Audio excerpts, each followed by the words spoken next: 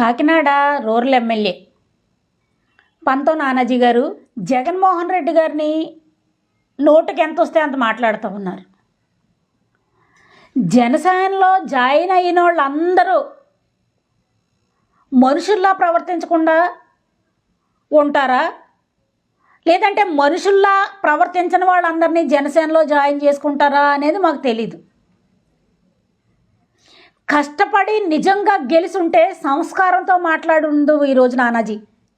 జగన్మోహన్ రెడ్డి గారిని ఏకవచనంతో మాట్లాడటమే తప్పు అనుకునే ఈ రాష్ట్రంలో వాడు వీడు నా కొడుకు అని మాట్లాడుతున్నావు. నువ్వు మనిషివేనా అని అడుగుతా ఉన్నాను నేను.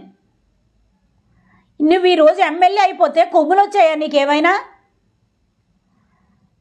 ఎమ్మెల్యే అయిన తర్వాత సంస్కారహీనంగా ఉండాలని ఏమన్నా రాసి పెట్టుకున్నారా మీ జనసేనలో?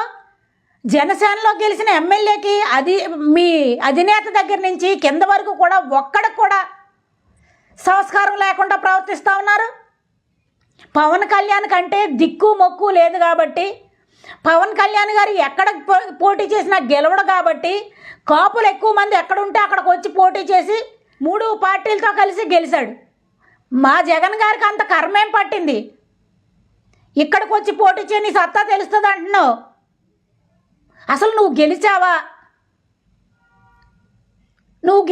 నువ్వు ఒక్కసారి నీ మనస్సాక్షి మీద నువ్వు ప్రమాణం చేసి చెప్పు.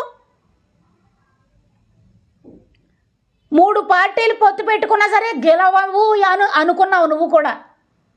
కానీ ఈవీఎంఎల్ ట్యాంపరింగ్ జరిగి నీ అదృష్టం బాగుండి నువ్వు గెలిచావు. అందుకోసమని ఇంకా ఎవరిని మెప్పించాలని నువ్వు జగన్మోహన్ రెడ్డి గారిని ఈ విధంగా మాట్లాడుతూ ఉన్నావు. బుద్ధి జ్ఞానం లేదా? మనిషిలా మాట్లాడడం, మనిషిలా ప్రవర్తించడం నేర్చుకోండి ఫస్ట్.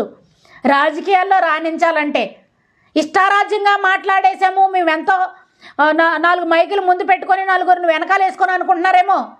ఏటేళ్ల కాలం పదవులు, ఏటేళ్ల కాలం పలుకుబళ్ళు, ఏటేళ్ల కాలం పార్టీలు శాశ్వతం కాదు. ఆయన అలా ఉచ్చరించి మాట్లాడినందుకు మీరు బహిరంగంగా క్షమాపణ చెప్పాలి.